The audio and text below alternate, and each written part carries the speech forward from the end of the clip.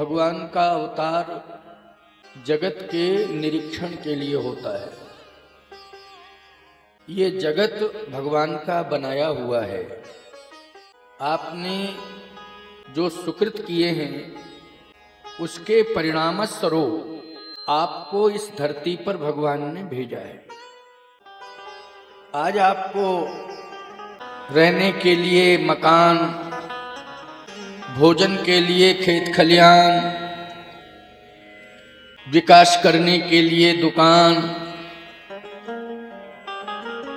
और भी बड़ी बड़ी नौकरियां, बड़े बड़े प्रतिष्ठान, बड़े बड़े उद्योग, ये सब इस धरती पर ही तो आपको मिले हैं।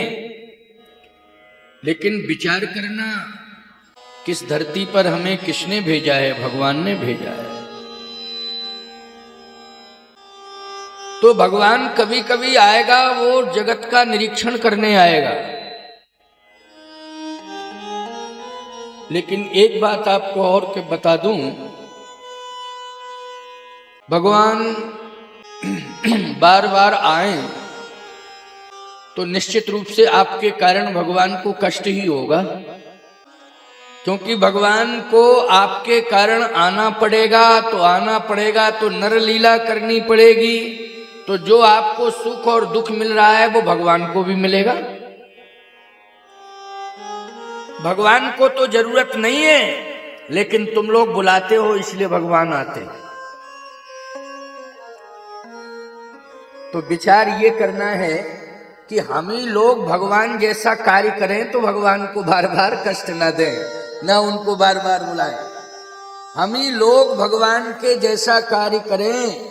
भगवान ने जो हमें ग्रंथों के माध्यम से प्रेरणा दी, बताया, या व्यास पीठ से हम आपको बता रहे हैं, उसके अनुसार आप कार्य करिए।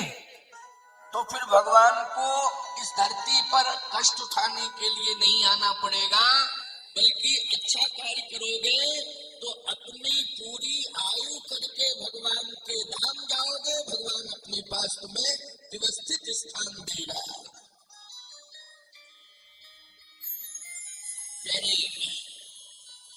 मरीज अगर डॉक्टर के पास जावे तो डॉक्टर को इतनी तकलीफ नहीं है, लेकिन डॉक्टर को बुलाया जाए मरीज के घर तो उससे बड़ी परेशानी होती है।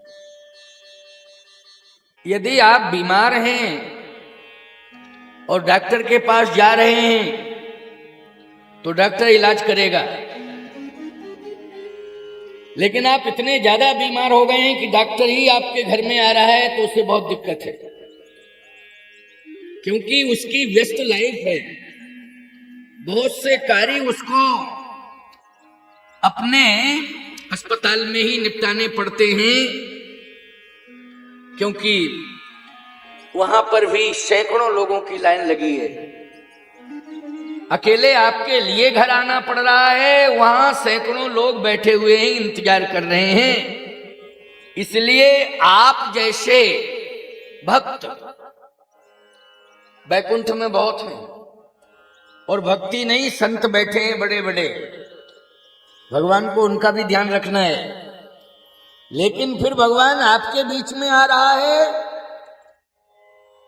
और इसलिए आ रहा है कि कहीं ना कहीं बहुत बड़ी परिस्थिति पैदा हो गई है, बहुत बड़ी समस्या आ गई है, इसलिए भगवान को आना पड़ रहा है। साधारण समस्या होती तो भगवान नहीं आते, लेकिन बड़ी समस्या पैदा हुई है। प्यारे, ये समस्या हम लोगों ने ही पैदा की है, हम लोगों ने पैदा की है। घर में अगर 10 व्यक्ति हैं तो उनमें 2 भक्त हैं, 8 जो है भक्ति से कोसों दूर हैं। इसका मतलब है कि 8 लोग समस्या बन गए। बोलो, बन गए कि नहीं बन गए? हमको कहना तो ये चाहिए था कि 10 है तो 1 भक्त है, 9 समस्याओं को बढ़ा रहे हैं, लेकिन हमने गुंजाइश दे दी, चलो भाई 2 कर दिए कि 2 भक्त हैं, 10 में से 2। वैसे नियम ये है, नर सहस्त्रमः सुनौ पुरारी, को एक होए धर्म व्रतधारी। हजारों में एक। रामायण के प्रमाण के अनुसार नर सहस्त्रम सुनौ पुरारी, को एक होय धर्म व्रत धारी। हजारों में एक, ऐसे ही घर में एक, बाकी और तो सब समस्याओं को बढ़ा रहे हैं। एक समाधान करने में लगा हुआ है, और सनई सनई जब समस्या अधिक बढ़ जाती है तो याद रखना, यही सब कुसंस्कारी लोग धर्म पर आक्रमण करने लगते हैं और संतों को, भक्तों को सताने लगते हैं, तब भगवान को आना पड़ता है। इसलिए बीमारी बढ़नी नहीं चाहिए, ऐसा प्रयास करो। इसके लिए एक ही आधार है, सत्संग। जब बहुत बड़ी समस्या बढ़ी, और बड़ी इतनी बड़ी समस्या कि आत्मदेव को घर छोड़ करके भागना पड़ा, उसके संतान ने इतनी बड़ी समस्या पैदा कर दी। बोलो, भागना पड़ा कि नहीं? जो कार्य बाद में हुआ है वो कार्य अगर पहले हो जाता तो ये समस्या नहीं बढ़ती। और जब ज्यादा समस्या बढ़ गई तब गोकर्ण को भागवत की कथा सुनाने के लिए आना पड़ा। और बोलो, समस्या का समाधान कब हुआ था? समस्या का समाधान तब हुआ जब श्रीमद् भागवत का सत्संग हो गया तो समस्या का समाधान हो गया। और अगर पहले ही हो जाता ये सब तो समस्या बढ़ती ही नहीं। ये उदाहरण दे रहा हूं मैं ग्रंथों के, क्योंकि आज भगवान राम को आना है ना इस धरती पर, प्रभु श्री राम का अवतरण होना है, तो किन परिस्थितियों में होता है इस पर हमें विचार करना है, और यही चिंतन हमें देना है। भगवान का जन्म है तो इसके पहले हमें ये बताना पड़ेगा कि भगवान किन परिस्थितियों में आते हैं। कि दशरथ की भक्ति के कारण ही आते हैं, अयोध्या में जो सरयू का तट और दिव्य यज्ञ हो रहा है उसके कारण आ रहे हैं, कि इसके अलावा और भी कारण है? नहीं, इसके पहले बहुत कारण है। वो तो अयोध्या को केवल उतरने का माध्यम बनाए हैं, उतरने का माध्यम। अच्छा, एक बात बताओ, हवाई जहाज उतरता है तो उसके लिए सुरक्षित जगह देखी जाती है तब उतरता है। हर जगह नहीं उतरता है ना, हर जगह उतार दोगे तो दुर्घटना हो जाएगी। लेकिन सुरक्षित स्थान होता है और आरक्षित स्थान होता है, तभी वो उतरता है। एक बार रीवा में ऐसी कंडीशन पैदा हुई कि देश के प्राइम मिनिस्टर का हेलीकॉप्टर नहीं उतर पाया, प्राइम मिनिस्टर का नहीं उतर पाया। अब वो घटना बताने से कोई फायदा नहीं, नाम लेने से कोई फायदा नहीं, क्योंकि केंद्र में कोई और सरकार थी, प्रदेश में कोई और सरकार थी। कलेक्टर ने तुरंत जो है सूचना कर दी, उतरने ही वाला था हेलीकॉप्टर, नहीं उतर पाया। सोचिए जरा, परिस्थिति थी ना, स्थान सुरक्षित नहीं हुआ। वो आरक्षित तो किया गया था, लेकिन वर्तमान में वहां सुरक्षित स्थान नहीं पाया गया। कहीं ना कहीं किसी प्रकार की कोई समस्या थी, इसलिए प्राइम मिनिस्टर को वापस जाना पड़ा। और बहुत प्रभावशाली प्राइम मिनिस्टर थे, नाम लेने से कोई फायदा नहीं है। समझदार के लिए इशारा काफी है। बोलो भाई, है ना? क्योंकि नाम ले दूंगा तो कहेंगे कि लो महाराज जी तो इस पार्टी के हैं। नहीं नहीं नहीं, भगवान ने अयोध्या को सुरक्षित समझा और देवताओं ने उसे आरक्षित किया है, यज्ञ ने आरक्षित किया है। सरयू मैया के तट पर वो एक दिव्य राजमहल, जिसको भगवान के लिए सुरक्षित आरक्षित किया गया कि आपको यहां आना है। परंतु भगवान जो आए हैं वो समस्याओं को लेकर के आए हैं। और समस्या क्या है? जब जब होए धर्म की हानि, जब जब होए धर्म की हानि, जब जब होए धर्म की हानि, जब जब होए धर्म की हानि, बाढ़ही असुर अधम अभिमानी, बाढ़ही असुर अधम अभिमानी, बाढ़ही असुर अधम अभिमानी, बाढ़ही असुर अधम अभिमानी, जब जब होए धर्म की हानि, जब जब होए धर्म की हानि, बाढ़ही असुर अधम अभिमानी, बाढ़ही असुर अधम अभिमानी, तब तब प्रभु धरि विविधि शरीरा, तब तब प्रभु धरे विविधि शरीरा, तब तब प्रभु धरि विविधि शरीरा, तब तब प्रभु धरे विविधि शरीरा, हरहि कृपा निधि सज्जन पीरा, हरहि कृपा निधि सज्जन पीरा, हरहि कृपा निधि सज्जन पीरा, हरहि कृपा निधि सज्जन पीरा, हरहि कृपा निधि सज्जन पीरा। बाढ़ही असुर अधम अभिमानी, बोलो भाई अभिमानी कोई हमारे घर में ही पैदा होता है ना, अभिमानी हमारे घर में ही पैदा होता है, इसका मतलब भगवान को परेशान करने का इंतजाम कर लिया है कि भगवान को परेशान किया जाए, और वही राक्षस हो जाता है। जब अभिमान की पराकाष्ठा पर पहुंच जाता है तो वो क्या हो जाता है, राक्षस हो जाता है। तो बाढ़ही असुर अधम अभिमानी, अधम कौन है? याद रखना, जो अपने से बड़ों का सम्मान न करे वो अधम अभिमानी है। जो देवी देवताओं की निंदा करे वो अधम अभिमानी है। जो अपने माँ बाप को प्रताड़ित करे वो अधम अभिमानी है। जो बहन बेटियों को गलत दृष्टि से देखे, याद रखना वो व्यक्ति अनाचारी है, दुराचारी है, यही राक्षस। यही समस्या जब बढ़ती है तो फिर भगवान को आना पड़ता है, आना पड़ता है।